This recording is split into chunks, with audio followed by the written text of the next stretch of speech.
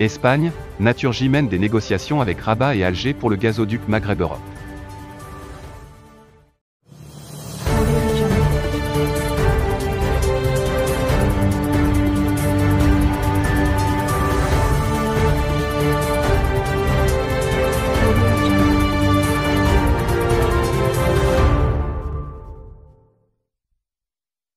Le groupe espagnol gazier Naturgy, partenaire de Sonatrach, mène des négociations avec le Maroc et l'Algérie en vue d'un renouvellement du contrat du gazoduc Maghreb-Europe. Une annonce faite ce mercredi par son directeur de planification. Malgré l'annonce officielle du 31 octobre, par le président algérien Abdelmajid Tebboune, du non-renouvellement du contrat gazoduc Maghreb-Europe, qui passe par le Maroc, la société espagnole Naturgy apporte un autre son de cloche. Le plus grand groupe gazier aux voisins ibériques a annoncé, ce mercredi 10 novembre par la voix de son directeur de planification, John Ganuso, mener des discussions avec des parties au Maroc et en Algérie.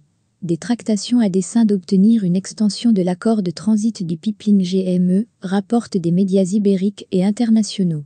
Si nous parviendrons à un accord avec l'Algérie, ce serait très positif, ce serait la voie la plus raisonnable pour tout le monde, a-t-il précisé. Des déclarations faites le même jour, que Naturgy a réduit ses prévisions de bénéfices pour l'année 2021.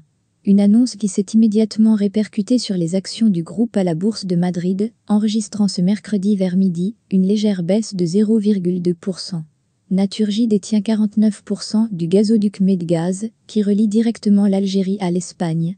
Alger persiste et signe. Du côté d'Alger, les responsables ne l'entendent pas de cette oreille. Il se relaie pour fermer définitivement la porte à un éventuel retour à l'ordre qui prévalait avant le 31 octobre.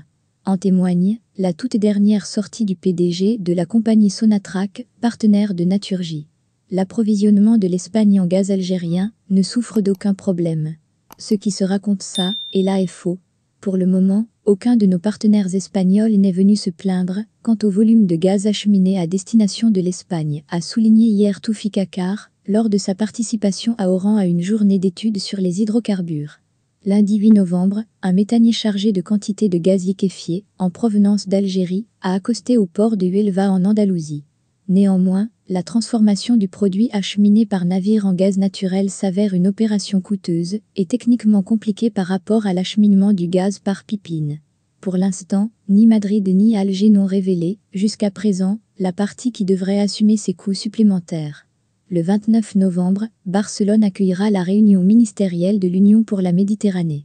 Une occasion que le ministère espagnol des Affaires étrangères entend saisir pour tenter de réconcilier ses deux voisins ennemis de la rive sud de la Méditerranée. Ce sera un moment fort.